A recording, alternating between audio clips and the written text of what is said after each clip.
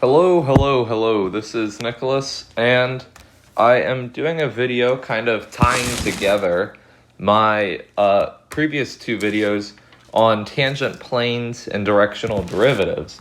And so here we're going to find tangent planes again, but it'll be a little different because it'll be tangent planes to level curves of a function in where the level curves are in R3. So before we just did functions of the form f of xy equals z. And so this is a function itself, not a level curve. A level curve, by the way, is just by setting the function f, however many variables it has, equal to some constant. That creates what's called a level curve. You might have heard it called a cross-section, similar idea. So what we did with the two variables is we just, that was kind of already at a function in 3 dimensions.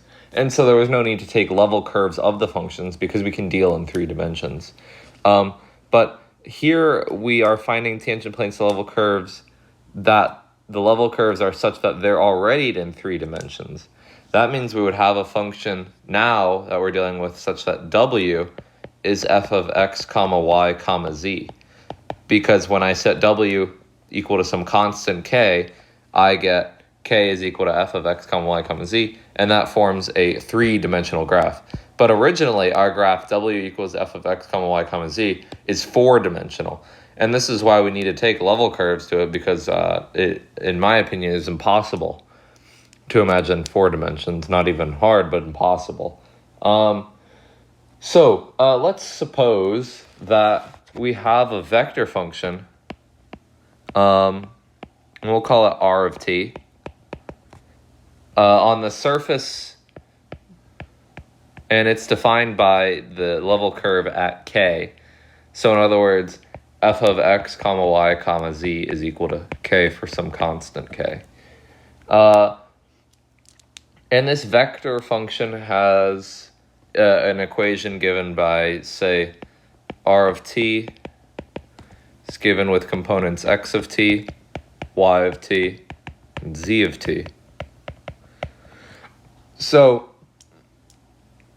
that would mean that if we were to reparameterize this original level curve, what we would get is that f of x of t, because we're assuming that r of t is on the curve f of x comma y comma z equals k, so we could parameterize x in terms of a function t. So f of x of t comma y of t comma z of t then is equal to some constant. So now we have this like tree of function dependence. So we have x, and that's going to be a function of x, y, and z, and then each of those are going to be functions of t. So what this tells us is that if we take the derivative of both sides, we would get partial f with respect to x times dx by dt plus partial f with respect to y times dy over dt plus partial f with respect to z times dz over dt is equal to the derivative of a constant, which is 0.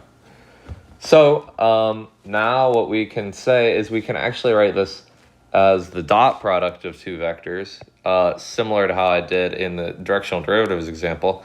We could write this as, and I'm going to use alternate notation here, we could write it as f sub x comma f sub y comma f sub z dotted with the vector x prime, and it'll be of t, but I'm just not going to write the of t part. We just know it's a function of t. X prime, y prime, z prime, and that's going to be equal to 0. So notice that this right here is the gradient of f in the 3-dimensional case.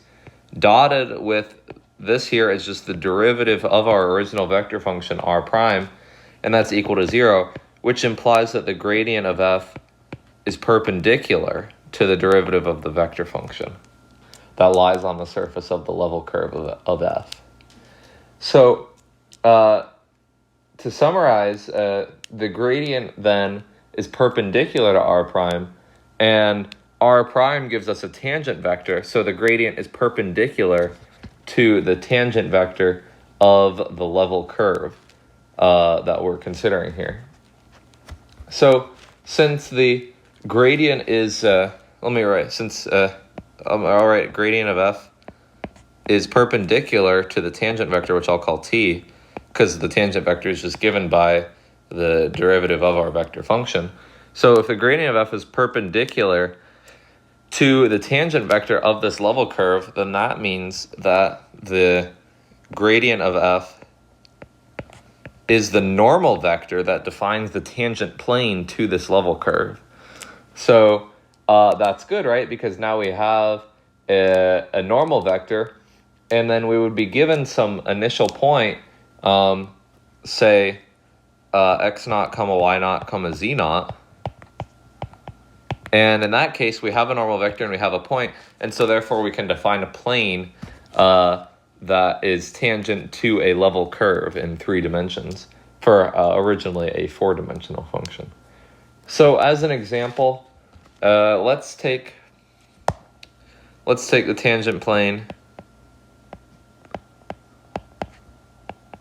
of I don't know. Let's do a unit sphere of x squared plus y squared plus z squared is equal to let me write it like that. If we had the equation x squared plus y squared plus z squared equals w squared, this would actually be a sphere of radius w. But so now what we're doing is we're taking a particular level curve, we're taking that at 1. So we're taking a unit sphere, basically, is what we're doing.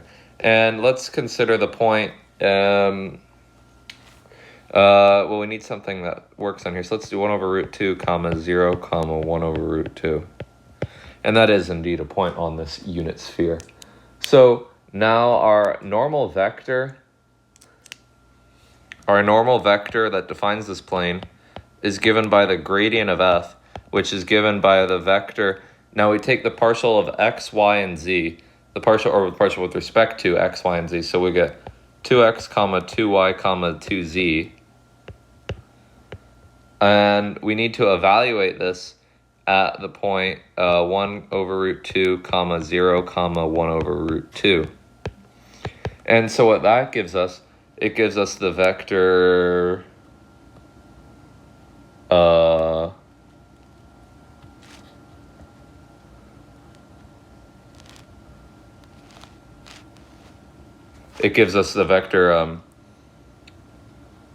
when we plug in x for root 2, we get root 2, comma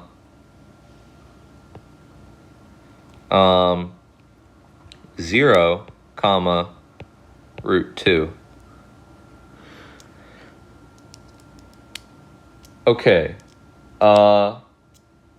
And what we can do is now we can actually just divide this whole thing by the square root of 2 just to make it a little nicer.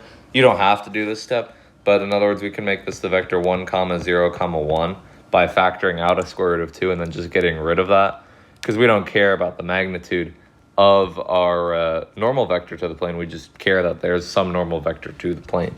So now we have this vector 1, comma 0, comma 1. That's our normal. And then we have our point 1 over root 2, 0, 1 over root 2. So that means that the equation of the plane is given by, we take our x component of our unit vector and multiply it by x minus our original point, 1 over root 2, plus our y component, multiply it by y minus our y point. And then we take our z component and multiply by z minus our original point. And all that's going to be equal to 0, plugging it just into the equation of a plane. That goes away. So now we just get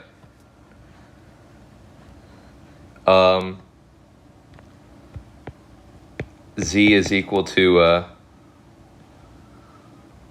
negative x plus the square root of 2.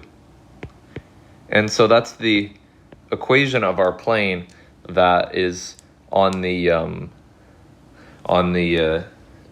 tangent to the the level curve of f of x comma y comma z equals k. And just to make sure you get what this actually looks like, if we were to graph this on the x or on the xz plane, then this is obviously just a linear equation. If this is like root 2 right here, this is like root 2, and it's just got a slope of -1 like this.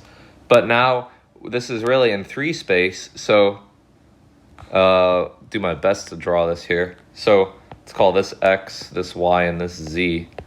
So what this looks like is still the same thing. If this is like root 2 right here, and then this is our line, then it's going through like this, but it's sweeping across the y-axis. And so we get this type of plane here going at this kind of angle along the y-axis. Hopefully you can understand what I mean by that visualization. It just means that since we're in 3 space and since there's no y, the plane is directed along the y-axis. So I hope you found this video helpful.